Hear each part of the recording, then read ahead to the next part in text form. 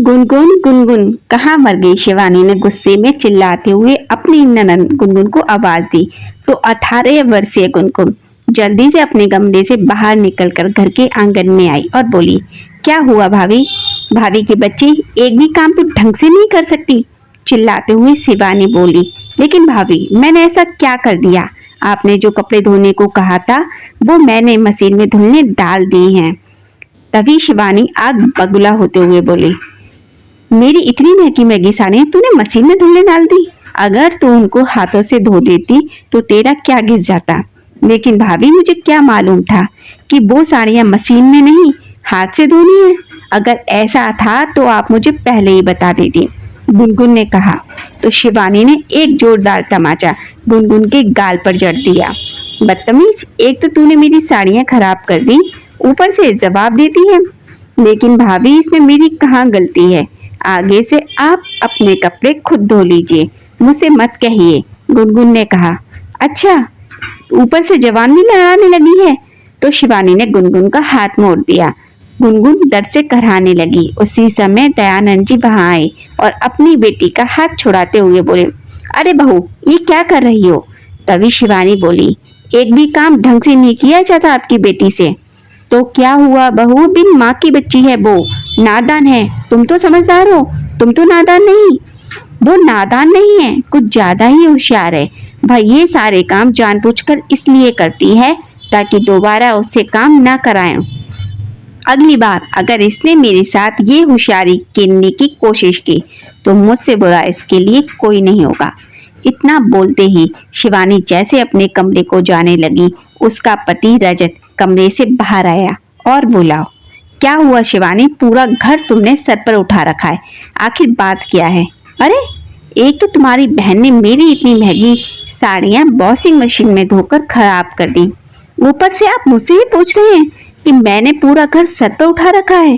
क्यों, तुम अपने कपड़े खुद नहीं धो सकती क्या? क्यों उस बेचारी को परेशान करती हो? उसकी परीक्षा नजदीक है, अगर थोड़ा काम तुम कर लोगी तो तुम्हारा भी कुछ नहीं घिस जाएगा। अच्छा, ये सारे काम मैं करूंगी तो इन लोगों का क्या होगा? ये लोग क्या बैठकर मुफ्त की रोटियां खाएंगे?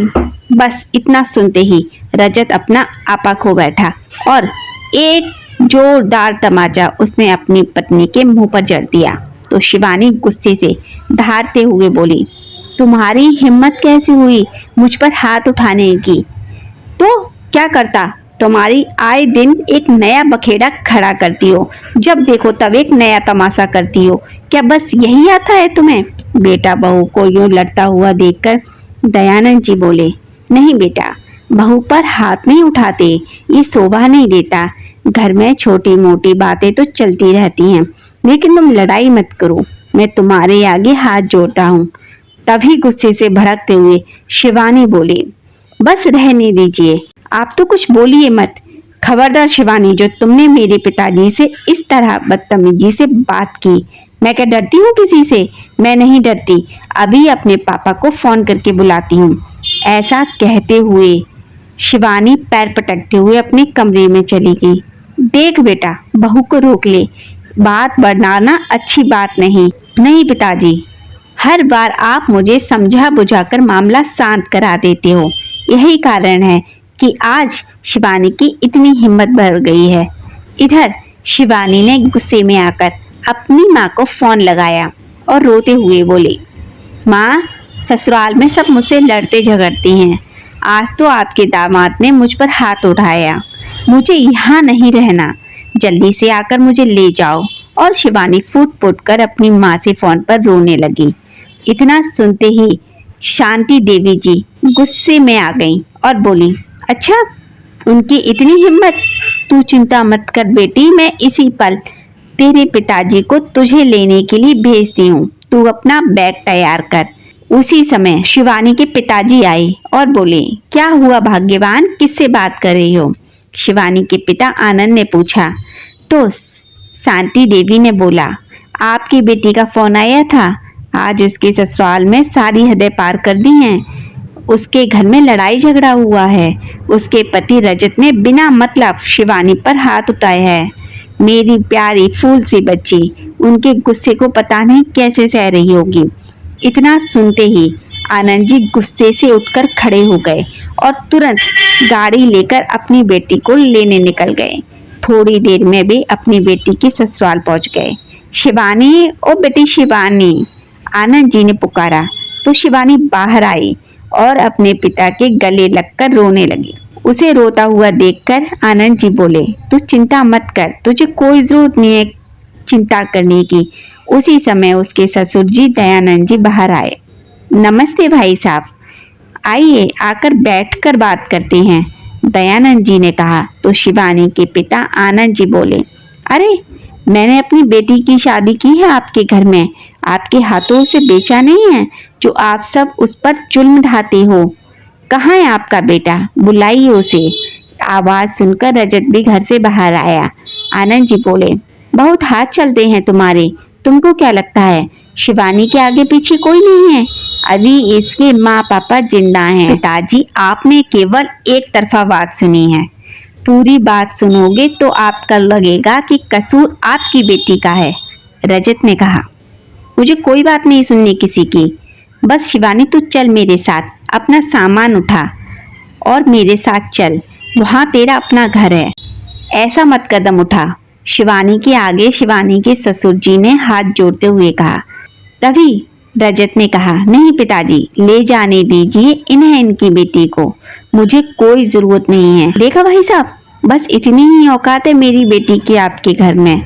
मैं नहीं छोड़ूंगा तुम सबको, पुलिस में कंप्लेंट कराऊंगा, महिला मंडल में शिकायत करूंगा, आप सबको जेल की ऐसी हवा खिलाऊंगा कि आप सब लोग बाहर आने के लिए तरसेंगे। इतना कहकर आनंद जी अपनी बेटी शिवानी को लेकर वहां से निकल आए।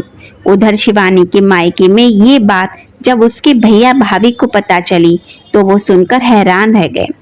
लेकिन माताजी, पिताजी को उसे लेने जाने से पहले हमसे बात करनी चाहिए थी। क्या आपको मालूम नहीं है कि आपकी बेटी का स्वभाव कैसा है? शिवानी के भाई रजनीश ने कहा। तो शांति देवी जी बोली, मुझे बहुत अच्छे से मालूम है, मेरी बेटी बहुत अच्छी है, उन सब में कमी है। शिवानी की बातें चल ही रही थी कि आनंद जी शिवानी को लेकर घर आ गए। तो रोती हुई शिवानी अपनी माँ के गले लग गई। तो आनंद जी बोले, नहीं बेटी, तू नहीं रोएगी, रोएंगे तो अब वो लोग जिन्होंने मेरी बेटी को रुलाया है। फिर शांति देवी जी बोली, हे भगवान, मार मार कर मेरी फूल सी बच्ची का क्या हाल कर दिया है उन लोगों ने। तभी उसकी भाभी पूजा बोली, लेकिन पिताजी, मुझे तो ये बताइए कि शिवानी को यहाँ लेकर आने से क्या समस्या का हल निकल जाएगा? अपनी बहू की बातें सुनकर शांति जी गुस्से में आ गईं और ऊंचे स्वर में बोली, समस्या का हल कैसे निकलेगा ये हम जानते हैं, तुम ज्यादा दिमाग मत चलाओ। मेरी बेटी भूखी प्यासी आई है, उसके लिए खाने का इंतजाम करो। उनकी बातें सुनकर पूजा चुप करके वहां से चली गई। तभी शिवानी बोली, माँ, भाभी तो कुछ ज्यादा ही बोलती हैं। अरे तू चिंता मत कर बेटी, अभी तेरे माताजी पिताजी जिंदा हैं, हमारी बेटी को कोई कुछ नहीं कह सकता, कोई कसूर नहीं है तेरा। फिर किसी के बोलने से क्या फर्क पड़ता है? अपने बेटे रजनीश को गहरी नजरों से देखते हुए बोले। तो रजनीश बोला, लेकिन पिताजी, कोई भी कदम उठाने से पहले आपको दोनों तरफ की बातें सुननी चाहिए थी। मुझे मालूम है कि तुझ पर तेरी बहन बोझ लग रही है, इसलिए तू ऐसी बातें कर रहा है। भले ही वो तुझ पर बोझ हो, लेकिन हम पर बोझ नहीं है। बड़े आराम से मैं अपनी बेटी को बैठाकर खिला सकता हूँ, आनंद जी ने कहा। उनका बेटा वहां से उठकर चला गया। देखा पिताजी, किस तरह मुंह फुलाकर गया है मेरा भाई, शिवानी ने कहा। फिर शांति जी बोली, अब तू वो सब छोड़, मुझे बस इतना बता कि कुछ और तो नहीं कहा उन लोगों ने? और एक तो तेरी वहां सास नहीं है, ऊपर से ननद किसी काम की नहीं। देखना 4 दिन में उनकी होश ठिकाने आ जाएंगे, जब घर का काम करना पड़ेगा। आखिर काम करने वाला है ही कौन वहाँ? सबसे पहले बिचौलिए से बात करता हूँ और उसके साथ मिलकर पुलिस से ऐसी शिकायत लिखाऊंगा कि रोते गिड़गिड़ाते हुए वो तेरे पैरों में आकर गिरेंगे। बेटी, तुझे परेशान होने की जरूरत नहीं है, तू अपने कमरे में जा, तू वहां जाकर आराम कर। पिता के कहने पर शिवानी कमरे में आराम करने चली गई। शाम के समय जब शिवानी अकेली बैठी थी तो उसकी भाभी पूजा उसके पास आकर बैठी और समझाने लगी। शिवानी, तुम्हें क्या लगता है कि इस तरह पापा के साथ यहाँ आ जाने से क्या तुमने अच्छा किया? यहाँ ना आती तो क्या करती? वहाँ बैठे बैठे मार खाती रहती, नौकरानियों की तरह घर का काम करती रहती। ये छोटी मोटी बातें तो अपना घर छोड़कर कोई मायके आता है। अरे भाभी, अगर भैया ने आपके साथ कुछ भी ऐसा किया होता तो आज आप ये बातें ना कर रही होती। जिस दिन उन्होंने आपको एक थप्पड़ लगा दिया ना, उस दिन आप भी यही कदम उठाने पर मजबूर हो जाएंगी। मैं तो अब तक बहुत कुछ सहन कर चुकी हूँ। अब जब सर से ऊपर पानी हो गया तो मुझे ये कदम उठाना पड़ा। लेकिन शिवानी, तू यूं घर बैठकर कब तक काम चलेगा? अपने ससुराल तो वापस जाना ही पड़ेगा। क्यों जाऊं मैं वापस? क्यों जाने लगी वहां मैं? वे सब लोग सुधरने को तैयार नहीं हैं। मैं वहां जाकर क्या करूंगी? अपनी जिंदगी खराब थोड़ी ना करूंगी। उनसे तलाक लेकर अपनी नई जिंदगी की शुरुआत करूंगी। कोई अच्छा सा लड़का देखकर माँ पापा मेरी दूसरी शादी करा देंगे। शिवानी बोली तो उसकी भाभी ने कहा, अच्छा तो तुझे लगता है कि कल तू दूसरी जगह शादी कर लेगी तो वो लोग ऐसे नहीं निकलेंगे? फिर अगर ऐसे निकले तो तू तीसरी जगह शादी कर लेगी। तो शिवानी बोली, ये सब मैं नहीं जानती।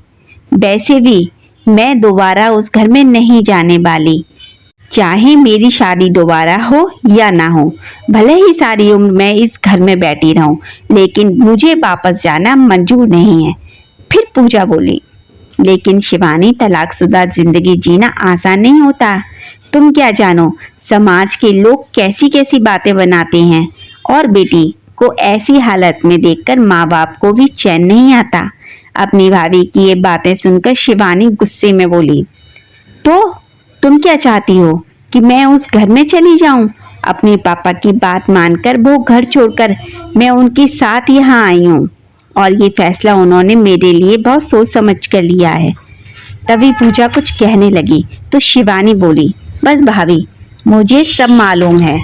तुम तो यही चाहती हो कि मैं इस घर में ना रहूं। इतना कहकर शिवानी वहां से उठकर चली गई। उधर आनंद जी ने फोन किया तो थोड़ी देर में उनका चचेरा भाई जो बिचौलिया था वो वहां पहुंचा। अरे रामलाल जी, किस जन्म का बदला लिया है आपने हमसे? हमारी बेटी को किस घर में रिश्ता करा दिया? हमने तुम्हारी बात मानकर उसे उस घर में पटक दिया था, ऐसी जगह रिश्ता कराया है? क्या मतलब? कैसी जगह रिश्ता कराया है? अच्छे तो हैं घर वाले, किस चीज की कमी है? रामलाल ने कहा। तो आनंद जी बोले, अच्छा, वो लोग मेरी बेटी को मारते पीटते हैं, लड़ाई झगड़ा करते हैं, और तुझे उस घर में कोई कमी नजर नहीं आती? मुझे क्यों उस घर में कमी नजर आएगी? अच्छे भले इज्जतदार लोग हैं वो। अरे भाई आनंद, घर में छोटी मोटी बातें तो होती रहती हैं, उन्हें सुलझा लेना चाहिए। अरे छोटी मोटी बात पर कोई हाथ थोड़ी ना उठाता है। उन बातों के लिए मेरी बेटी को बिठाकर समझा भी तो सकते थे कि ये उसकी गलती है, आगे से ध्यान रखे। लेकिन नहीं, वो तो सीधा मारपीट पर उतर आए। अच्छा, उन्होंने हाथ उठाया तो तुम लोगों ने क्या किया? वहां जाकर के अपनी बेटी को वहां से ले आए। तो कैसे छोड़ सकता था मैं वहां? बस यही तो तुम्हारी गलती है। बेटी ने एक फोन किया, तुम जाकर उसे ले आए। तुम्हारी बेटी पर उसकी ननद या ससुर जी ने हाथ नहीं उठाया था, उसके पति ने उठाया था, और वो भी कोई बड़ी गलती ही की होगी उसने। अगर एक दो घंटे नहीं जाते तो मामला अपने आप शांत हो जाता, लेकिन तुम्हें तो तुरंत जाना था, और जाना भी था तो कम से कम बैठकर पूछना तो चाहिए था, क्या बात हुई? शांति से बैठकर बातचीत करते, तभी तो समस्या का हल निकलता। लेकिन तुमने तो सीधे पुलिस कंप्लेंट की धमकी देकर, लेकिन तुमने तो मामले को और भी ज्यादा उलझा दिया। रामलाल की बात सुनकर आनंद जी सोच विचार में पड़ गए।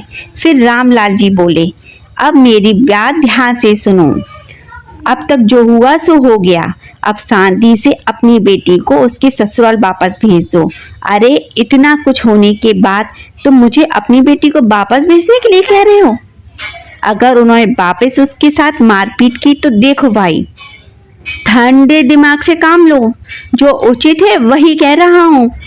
मैंने दयानंद जी से बात की है, अब ऐसी कोई बात नहीं होगी। ठीक है रामलाल, तुम्हारे कहने पर शिवानी को वापस भेज देता हूँ, लेकिन अगर दोबारा ऐसी कोई बात हुई तो मैं तुम्हारी एक ना सुनूंगा। रामलाल जी के बार बार कहने पर आनंद जी अपनी बेटी को ससुराल भेजने के लिए तैयार हो गए और अगले दिन उसे रामलाल के साथ ससुराल भेज दिया गया। अरे चाचा जी, आप यहाँ कैसे? रामलाल जी को अपने घर देखकर रजत बोला तो रामलाल जी ने कहा, बस बेटा, तुम्हारी अमानत तुम्हें सौंपने आया हूँ। उसी समय शिवानी घर के अंदर आई तो उसे देखते ही रजत बोला, नहीं चाचा जी, अब इसे मैं इस घर में नहीं रख सकता, आप इसे वापस ले जाइए। उसी समय दयानंद जी बाहर आए और बोले, अरे बेटा, ये कैसी बातें कर रहे हो? बहू वापस आ गई है तो तुम शांति से अपना घर बसाओ। पिताजी, आपको मालूम नहीं है कि शिवानी के पापा ने हमें क्या कहा था? अरे बेटा, गुस्से में तो इंसान क्या कुछ नहीं कह देता। अब सारी बातों को भूलकर नए सिरे से जिंदगी की शुरुआत करो, दयानंद जी ने कहा। तो रजत बोला, लेकिन इसे कह दीजिए, अगर इसे यहाँ रहना है तो काम तो करना ही पड़ेगा और मेरी बहन इसके हाथ में खाने की थाली नहीं देगी। तो रामविलास जी बोले, अरे ये भी कोई बात है, ये इसका खुद का घर है, ये काम नहीं करेगी तो कौन करेगा? दयानंद जी बोले, अरे ननन भाभी दोनों मिलकर काम कर लेंगी, कोई परेशानी की बात नहीं होगी। बेटी तुम अंदर जाओ। किसी तरह दयानंद जी ने बात संभाली और बेटी गुनगुन को आवाज देते हुए 2 कप चाय बनाने को कहा। अरे नहीं, बस मैं चलता हूँ, बच्चों का ख्याल रखिए, कहते हुए रामलाल जी वहां से चले गए। उधर बेटी को ससुराल भेजकर आनंद जी अपनी चारपाई पर आराम फरमा रहे थे। तभी उनके पास उनकी साले का फोन आया और बोला, अरे जीजाजी, मुझे पता चला है कि शिवानी बिटिया आई है। हाँ भाई, अभी आई तो थी, बस थोड़ी देर पहले ही उसे उसकी ससुराल भेजा है। अरे, उसे आपने ससुराल भेज दिया? और उन लोगों ने तो उस पर हाथ उठाया था, तो आपने उसे वापस क्यों भेज दिया? उन लोगों को जेल की हवा खिलानी चाहिए थी। भाई, चाहता तो मैं भी यही था, लेकिन अपने भाई के कहने पर समझौता करने को तैयार हो गया। लेकिन जीजाजी, शिवानी बेटी मार खाकर कितने दिन वहां रहेगी? घर तो उसे वापस आना ही पड़ेगा, और वैसे भी घर दोनों तरफ की कोशिश बचता है, एक तरफ की कोशिश से नहीं। भाई, अब बात तो सही कह रहे हो, आनंद जी ने कहा। तो उसके साले ने कहा, अब अगर ठीक से रहते हैं तो ठीक है, वरना अगली बार अकल ठिकाने लगा देंगे, कोर्ट केस करवाकर उन्हें नाक रगड़ने पर मजबूर कर दिया जाएगा। लड़की के मामा ने कहा, ठीक है जीजाजी, फोन रखता हूँ, अगर जरूरत हो तो दोबारा बताइएगा। शिवानी अपने ससुराल गए 2 दिन बीत चुके थे। सुबह के समय दयानंद जी ने आवाज देते हुए कहा, अरे शिवानी बेटी, जल्दी से मेरे लिए नाश्ता बना दो, आज मुझे काम पर जल्दी जाना है। गुनगुन बिटिया नहीं है, वो अपनी परीक्षा देने गई है, नहीं तो उसे ही कह देता। उधर अपने ससुर की इतनी बात सुनते ही शिवानी नींद से जागी और पैर पटकते हुए कहा आई, हाँ तो रसोई घर में कोई ताला थोड़ी ना लगा है, खुद जाकर रोटियां बनाकर खा लो। मैं यहाँ किसी की नौकरानी नहीं, जिसे जब चाहा ऑर्डर दे दिया और काम करवा लिया। अरे बेटी, इसमें नौकरानी वाली बात कहाँ से हो गई? 2 रोटियां ही तो बनानी थी, रोटी 2 हो या 4, मुझसे नहीं पकाई जाती, जिसे खानी है वो खुद जाकर पका ले, चिल्लाते हुए शिवानी ने कहा। तो रजत आवाज सुनकर बाहर आया। क्या हुआ पिताजी, आज फिर कोई बात हो गई क्या? अरे नहीं बेटा, मैंने तो सिर्फ 2 रोटी पकाने को कहा था। फिर रजत ने पूछा, तो शिवानी क्यों चिल्लाई? कुछ नहीं, वो कह रही थी कि मैं नौकरानी नहीं हूँ जो इशारों पर नाचूं, जिसे खाना खाना है खुद जाकर पका ले। शिवानी के इतना कहते ही तो रजत ने उसके गाल पर एक जोरदार थप्पड़ दे दिया। अरे मारते क्यों हो? लड़ाई झगड़ा करके क्यों अपना घर बिगाड़ते हो रजत बेटा? दयानंद जी ने कहा। तो अपने बेटे को रोकने की कोशिश कर रहे थे कि शिवानी उल्टा ही उन पर भड़क पड़ी। आप दोनों ने ही मेरा घर बिगाड़ा है। लड़ाई झगड़े की जड़ सिर्फ आप बाप बेटे हो। शिवानी की इतनी बात सुनते ही रजत ने गुस्से में आकर उसे एक और तमाचा जड़ दिया। फिर शिवानी गुस्से से आग बबूला होते हुए बोली, जिन हाथों से तुमने मुझे मारा है ना, उन्हीं हाथों से जेल में चक्की पिसवाऊंगी। मेरा नाम शिवानी नहीं। इतना कहते हुए शिवानी अपने बैग पैक किया और वापस अपने मायके चली गई। उधर उसके मायके में उसकी भाभी पूजा सबके लिए गरम गरम पराठे बनाकर परोस रही थी और परिवार के सभी लोग उसके बनाए खाने की तारीफ कर रहे थे। तभी अचानक अपने सामने शिवानी को देखकर सभी हैरान रह गए। क्या हुआ बेटी, कैसे आने हुआ? आनंद जी ने पूछा तो शिवानी रोते हुए बोली, अब मुझे दोबारा उस घर में नहीं जाना। लेकिन क्या बात हुई? लड़ाई झगड़ा फिर से हुआ क्या? बस लड़ाई झगड़ा ही हुआ है। मैं सारा दिन घर का काम करके रात को थक हार कर सोती हूँ। अगर सुबह थोड़ी देर ज्यादा सो जाती हूँ तो उन लोगों को परेशानी हो जाती है। सुबह सुबह आवाज देना शुरू कर देते हैं। नाश्ता बना? अब उन लोगों के घर की नौकरानी नहीं हूँ। इतनी बात सुनकर उसकी भाभी पूजा बोली, अरे बस इतनी छोटी सी बात, तुम यहाँ चली आई? 2 रोटी ही तो पकानी थी, पका देती। तुम तो रहने दो बहू, अंदर जाकर खाना बनाओ। मेरी बेटी यहाँ आकर बैठी है।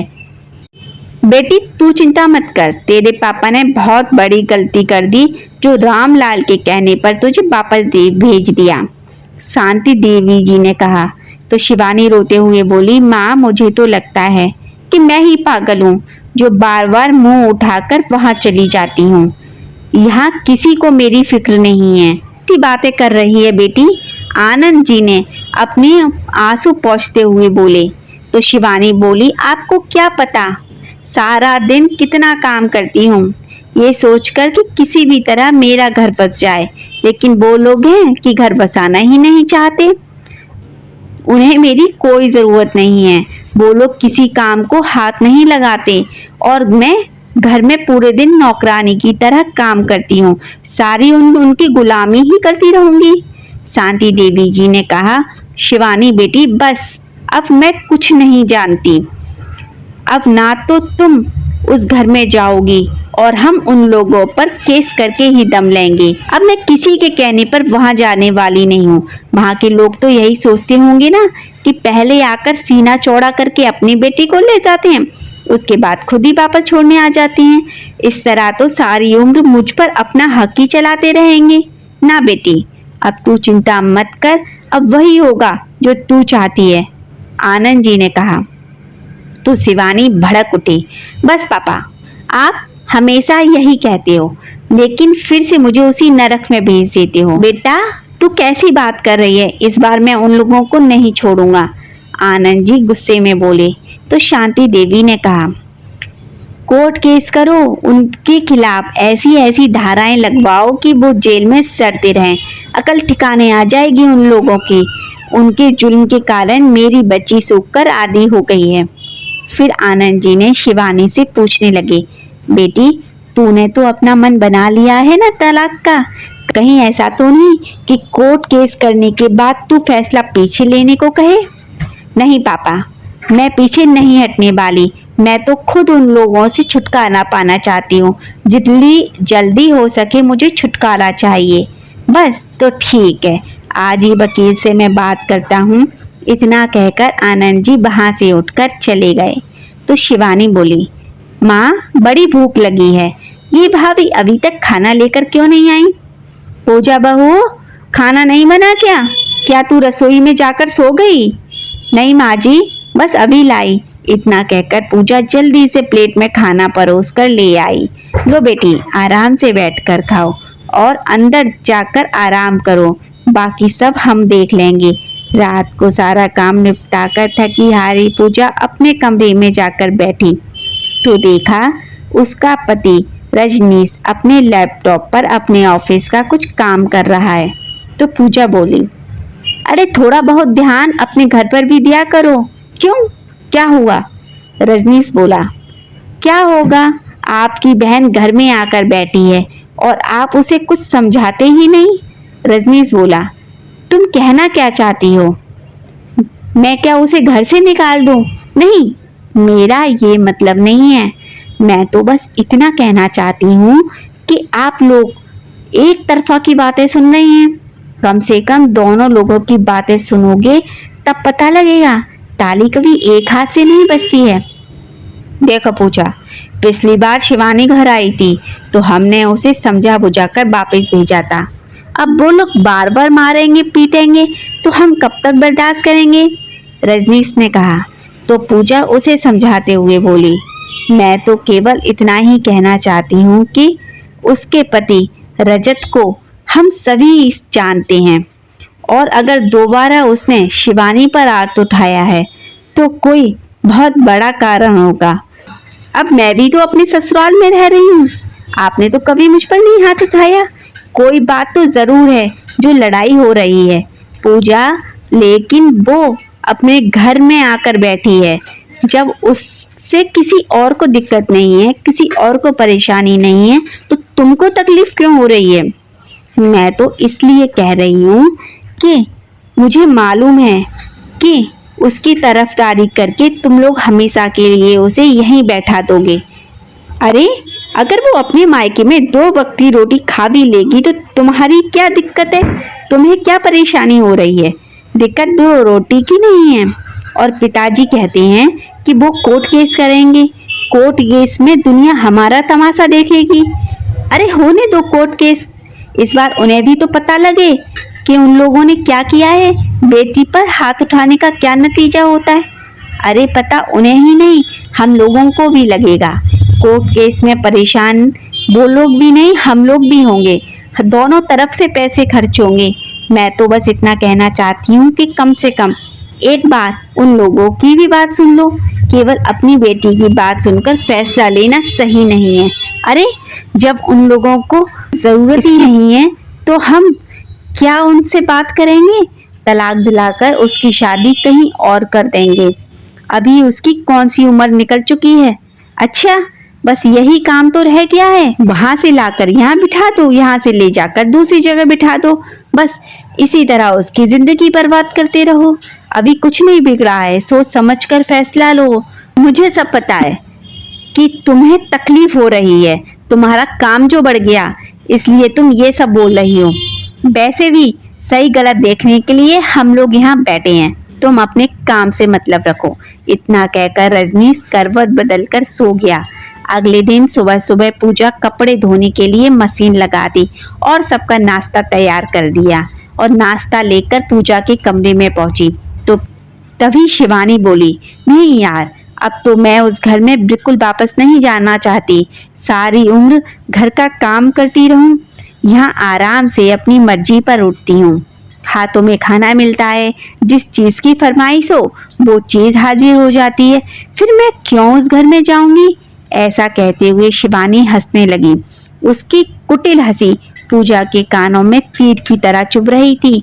अरे भाभी का क्या है, उनको तो आदत है दिन भर काम करने की, उसकी क्या मजाल जो मेरे मम्मी पापा की आगे वो कुछ भी बोल सके।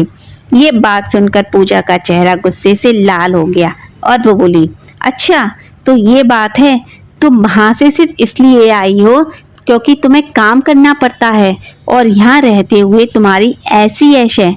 तो शिवानी बोली, देखो भाभी, ये घर मेरे माँ पापा का है, मैं यहाँ पूरे हक से रह सकती हूँ और आप कौन होती हो मुझे कुछ भी कहने वाली? अच्छा अब मुझे समझा में आया कि तुम्हें इतनी जलन क्यों हो रही है। यहाँ मैं आराम से बैठी हूँ और तुम्हें दिन भर काम करना पड़ता है ना, इसलिए ही तो तुम्हें जलन हो रही होगी।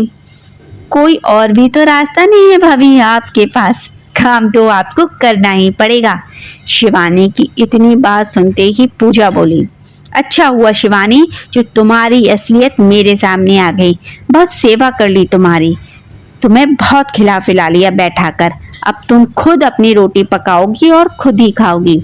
मैं तुम्हारी नौकरानी नहीं जो दिन भर तुम्हारी सेवा में लगी रहूं। तो शिवानी बेशर्मी से बोली, भाभी अगर आप नहीं बनाओगी तो माँ बना देगी। पूजा बोली, अरे कुछ तो शर्म करो, तुम इस उम्र में भी उनसे काम कराओगी? जानती नहीं कि वो लोग तुम्हारी वजह से कितने परेशान हैं और तुम अपना घर उजाड़ कर यहाँ आकर बैठी हो। फिर शिवानी ने कहा, अच्छा भाभी, मैं अपना घर उजाड़ कर अगर यहाँ बैठी हूँ तो कम से कम आप तो अपना घर संभाल लो, जाकर अपने घर का काम करो, अपना घर संभालो। तुम्हारी तरह हर 2 दिन बाद बैग उठाकर नहीं आ जाती मैं, यूं ही मायके नहीं चली आती। अभी बात हो ही रही थी कि रजनीश वहां आया और बोला, अरे क्या हुआ पूजा, क्यों इतनी जोर जोर से चिल्ला रही हो? मेरी बहन कितनी दुखी है और तुम उसे और दुखी कर रही हो। मैं क्यों इसे परेशान करूंगी? पूजा चिल्लाई तो शिवानी बोली, इसे तो मेरी यहाँ रहने से परेशानी है भैया। अच्छा, क्यों है परेशानी? क्या मैं नौकर हूँ जो सारा दिन काम करती रहूं? अगर तुम्हारी बहन को इस घर में रहना है तो मेरे साथ काम तो करवाना पड़ेगा। इतना सुनते ही रजनीश अपनी पत्नी पूजा को एक तमाचा लगा देता है। ये देखकर शिवानी बोली, अरे भैया, एक थप्पड़ से तुम्हारी पत्नी सुधरने वाली नहीं है, कम से कम 2-4 थप्पड़ इसके मुंह पर लगाओ।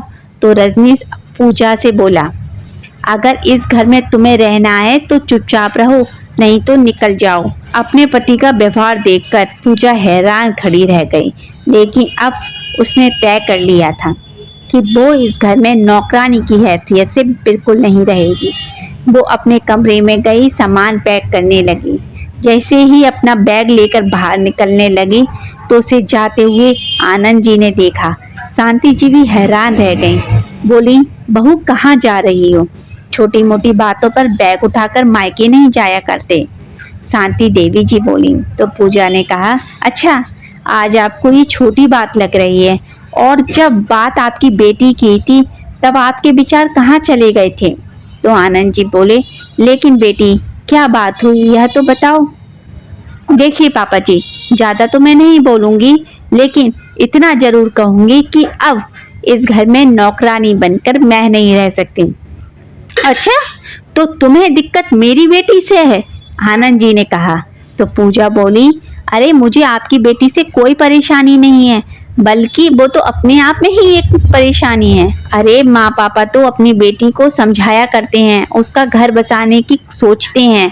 बेटी कोई बात नहीं, छोटी मोटी बातें तो घर में होती रहती हैं, लेकिन यहाँ तो आप ही उसका घर उजाड़ने में लगे हुए हैं। उसके घर के साथ साथ मेरा भी घर उजाड़ रहे हैं। क्या आज तक मैंने आप लोगों के सामने कभी ऊंची आवाज में बात की है? लेकिन आज बात हद से ज्यादा बढ़ चुकी है। बहू की बात सुनकर आनंद जी बोले, ठीक है, अगर तुम्हें हमारी बेटी से इतनी परेशानी है तो जाओ, अपने घर में जाओ, बेटी को मैं बैठाकर खिला लूंगा। इतनी बात सुनकर पूजा वहां से निकल गई। पूजा के जाने के बाद शांति जी बोली, अरे ये आपने क्या किया? बेटी का घर तो उजड़ा ही था, अब बेटे का भी खराब कर दिया।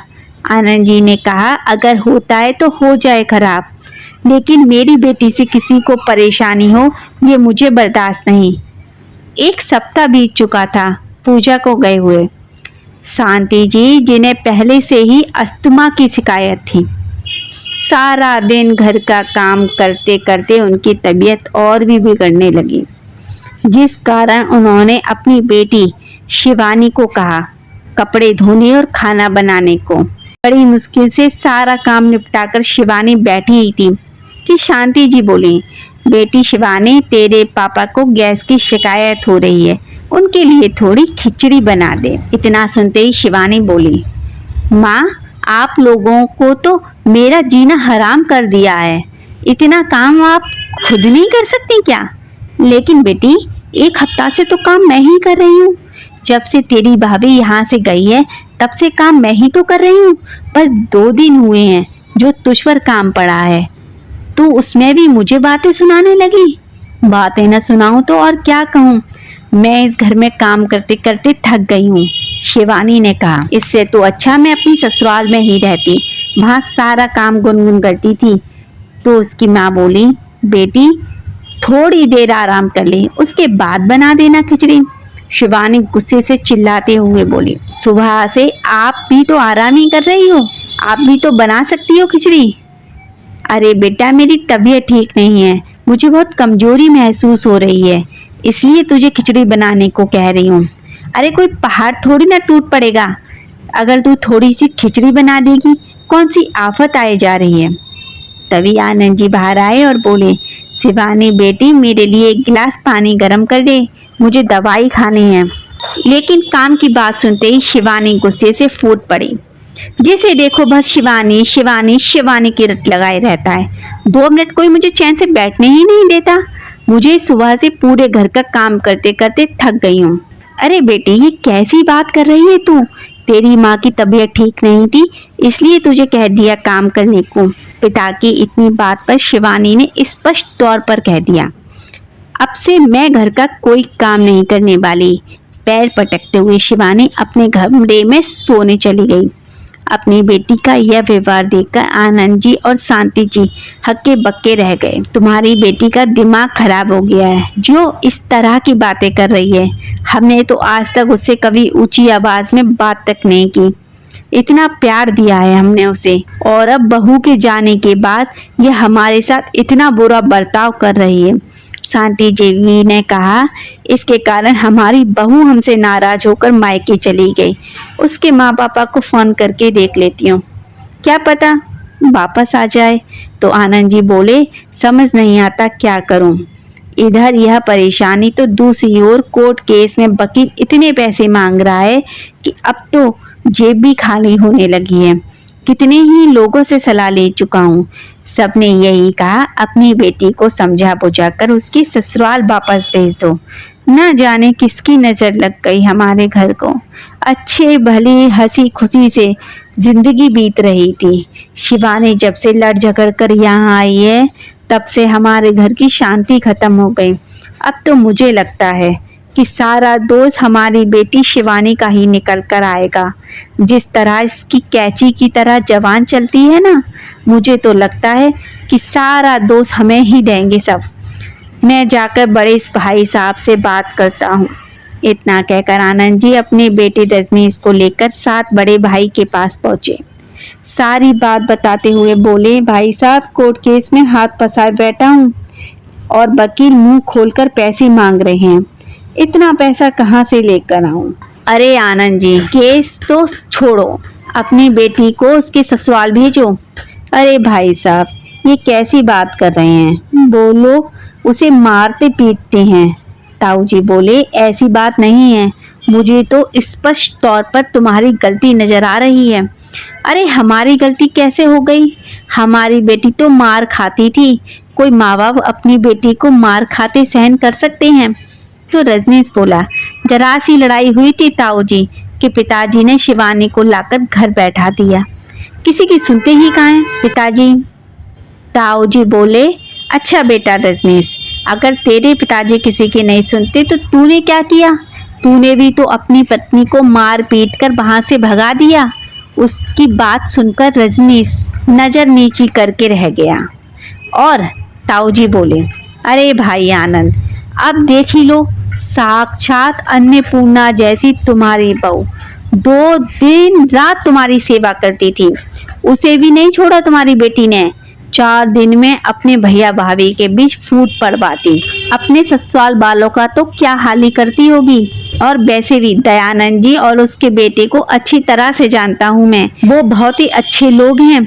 सही सलाह दे रहा हूँ तुम्हें। तो क्या सलाह है भाई साहब आपकी? आगे क्या करना चाहिए हमें? तो ताऊ जी बोले, मेरी तो यही सलाह है, सबसे पहले अपनी बेटी को समझाओ उसके ससुराल में कैसे रहना है, क्योंकि सारी गलती उसकी है, और उसे अच्छी सीख देकर उसके ससुराल लेकर जाओ। यह सुनकर आनंद जी बोले, उन लोगों से नजरें कैसे मिलाऊंगा? अरे भाई आनंद, नजरें तो मिलानी पड़ेंगी, उनसे माफी भी मांगनी पड़ेंगी। आखिरकार बेटी तुम्हारी है, और बेटी का घर बसाना और उजाड़ना माँ बाप का सबसे बड़ा हाथ होता है, चाहे माँ बाप बेटे के हों या बेटी के। लेकिन अगर घर टूटता है तो गलती माँ बाप की ही होती है। और हाँ, एक बात और, जाकर अपनी बहू से भी माफी मांगना और उसे सम्मान के साथ घर वापस लेकर आना। जाओ। भाई साहब की बात सुनकर आनंद जी जैसे ही अपने घर वापस गए तो शांति देवी जी पूछने लगी, क्या हुआ? भाई साहब ने क्या कहा? सब बताता हूँ, सबसे पहले मुझे एक जरूरी काम करने दो। ऐसा कहते हुए आनंद जी शिवानी के कमरे में गए और उसे खींचकर 2 तमाचे दिए। तभी शांति जी कमरे में आई और बोली, ये क्या किया आपने? अपनी बेटी पर ही हाथ उठा दिया। तो आनंद जी बोले, तुम पूछ रही थी ना कि भाई साहब ने क्या कहा? यही कहा कि गलती तुम्हारी बेटी की है, जिसकी वजह से 2 घर उजड़ गए। और शिवानी, मेरी एक बात कान खोलकर सुन लो, मैं तुम्हें कल तुम्हारी ससुराल छोड़कर आऊंगा और उसके बाद अगर तुमने ज्यादा चू चपड़ की या किसी से बदतमीजी से बात की, घर का काम नहीं किया, तो इसकी जिम्मेदार तुम खुद होगी। और हाँ, सबसे तमीज से बात करोगी और गुनगुन के साथ घर के काम भी करोगी। अगर मुझे वहां से कोई शिकायत मिली तो अच्छा नहीं होगा।